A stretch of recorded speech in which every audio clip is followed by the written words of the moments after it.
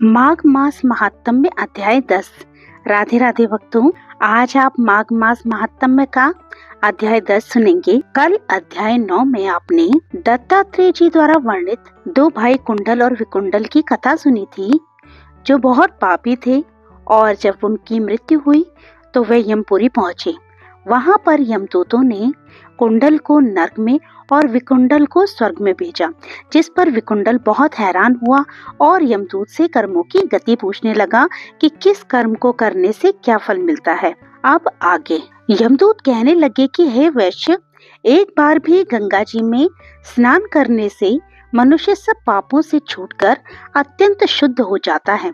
जो मनुष्य गंगा जी को दूसरे तीर्थों के समान समझता है, वह अवश्य नरक में जाता है। भगवान के चरणों से उत्पन्न हुई गंगा जी के पवित्र जल को श्री शिव जी अपने मस्तक में धारण करते हैं। वह ब्रह्मा जो संदेह रहित, प्रकृति से अलग और निर्गुण है, ब्रह्मांड में उनकी समानता किससे हो सकती है। गंगा जी का नाम हजारों योजन दूर से ही लेने वाला नरक में नहीं जाता, इसलिए मनुष्य को अवश्य में गंगा जी में स्नान करना चाहिए। हे वैश्य, जो ब्राह्मण दान लेने का अधिकारी होकर भी दान नहीं लेता, वह आकाश के नक्षत्रों में चंद्रमा के समान है। जो कीचड़ से गौ को निकालता है, जो रोगी की रक्षा करता है या जो गौशाला में मरता है, वह आकाश में तारा होता है। प्राणायाम करने वाले मनुष्य सदैव उत्तम गति को प्राप्त होते हैं। प्रातः के समय स्नान के पश्चात जो 16 प्राणायाम करते हैं, वे घोर पापों से बच जाते हैं। जो पराई स्त्री को माता समान मानते हैं, वे यम की यातना को नहीं भोगते। जो मन से भी कभी पर स्त्री का चिंतन नहीं करता, वे दोनों लोगों को अपने अधीन करता है। जो पराये धन को मिट्टी के समान समझता है, वह स्वर्ग में जाता है। जिसने क्रोध को जीत लिया, मानो उसने स्वर्ग को ही जीत लिया। जो माता पिता की सेवा देवता तुल्य करता है, वह यम द्वार नहीं देखता, और जो गुरु की सेवा करते हैं, वे ब्रह्म लोक को प्राप्त होते हैं। शील की रक्षा करने वाली स्त्री धन्य है। शील भंग करने वाली स्त्री यमलोक जाती है। जो वेदों और शास्त्रों को पढ़ते हैं या पुराण और संहिता पढ़ते और सुनते हैं, तथा जो स्मृति का व्याख्यान और धर्मशास्त्र समझते हैं या जो वेदांत में लीन रहते हैं, वे पाप रहित होकर ब्रह्मलोक को प्राप्त होते हैं। जो अज्ञानियों को वेद शास्त्र का ज्ञान देते हैं, वे देवताओं से भी पूजित होते हैं।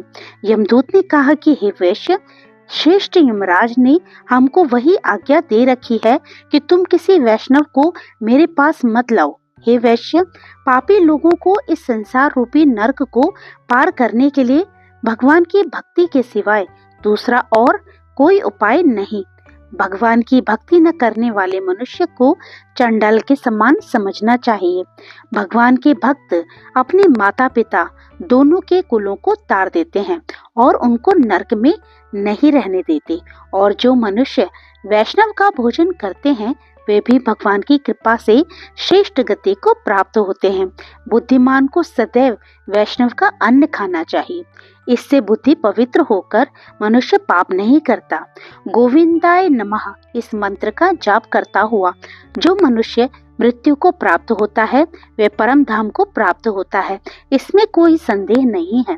जो ओम नमः भगवते वासुदेवाय द्वादक्षर मंत्र या ओम नमो नारायणाय अष्टाक्षर मंत्र का जाप करता है, उसके ब्रह्म हत्या इत्यादि बड़े पाप नष्ट हो जाते हैं।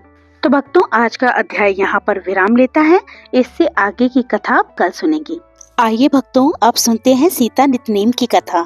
इस कहानी को सीता माता कहती थी और प्रभु श्री राम जी सुनते थे। एक दिन श्री राम भगवान को किसी काम के लिए बाहर जाना पड़ा, तो सीता माता कहने लगी, भगवान, मेरा तो 12 वर्ष का नितनेम है, अब आप बाहर जाएंगे तो मैं ये कहानी किसे सुनाऊंगी। तब श्री राम जी ने कहा कि सीते, आप कुएं की पाल पर जाकर बैठ जाना और वहाँ पर जो भी औरतें पानी भरने आएंगी, उन्हें अपनी कहानी सुना दिया करना।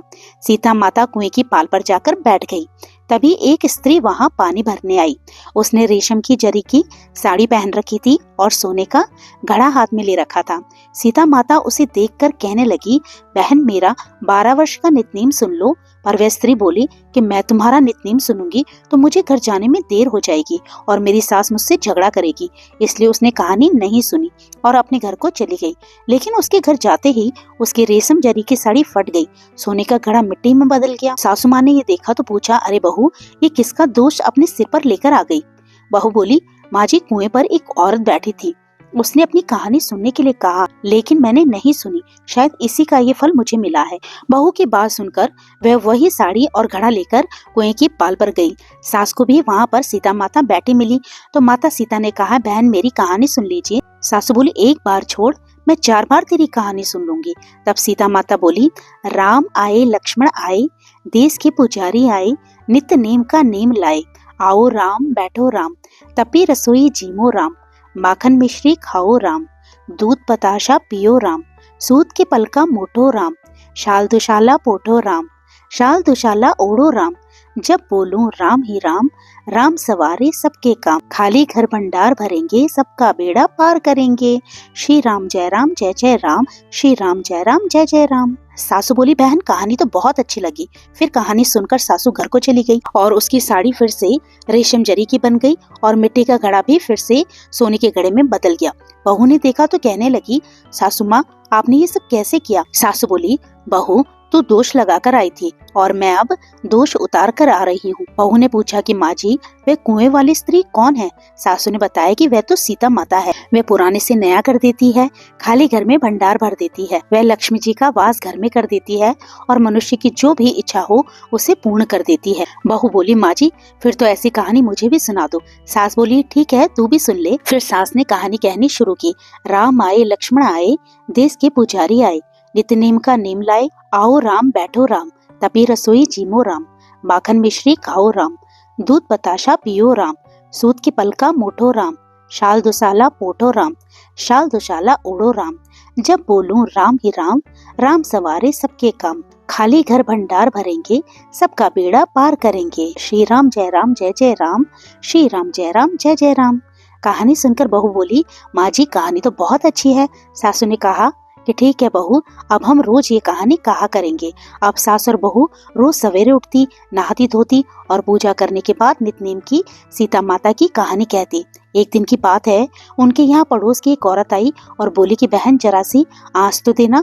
तो बहू बोली कि आँच तो हमने अभी नहीं जलाई। पड़ोसन बोली, फिर तुम सुबह 4 बजे से उठकर क्या कर रही हो? तो उन्होंने कहा, हम तो सुबह सुबह उठकर पूजा करते हैं, फिर सीता माता की नितनेम की कहानी कहते हैं। पड़ोसन ने उसकी बात सुनकर फिर कहा, सीता माता की कहानी कहने से तुम्हें क्या मिला?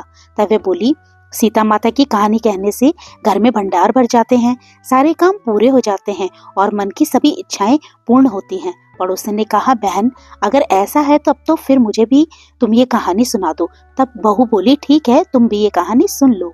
राम आए लक्ष्मण आए, देश के पुजारी आए, नित्य नेम का नेम लाए, आओ राम बैठो राम, तपी रसोई जीमो राम, माखन मिश्री खाओ राम, दूध बताशा पियो राम, सूत के पलका मोठो राम, शाल दुशाला पोठो राम, शाल दुशाला ओढ़ो राम, जब बोलूं राम ही राम, राम सवारे सबके काम, खाली घर भंडार भरेंगे, सबका बेड़ा पार करेंगे, श्री राम जय जय राम, श्री राम जय जय राम। पड़ोसन ने इस कहानी को सुना तो कहने लगी, बहन कहानी तो बहुत अच्छी लगी। अब वह पड़ोसन भी नितनेम सीता माता की कहानी कहने लगी।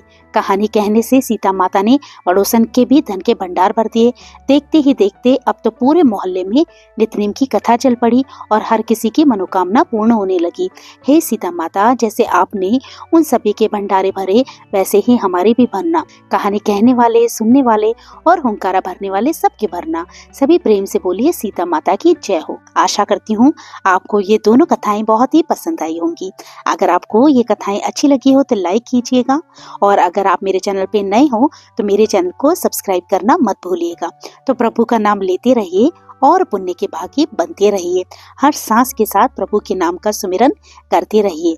जय श्री कृष्ण, राधे राधे।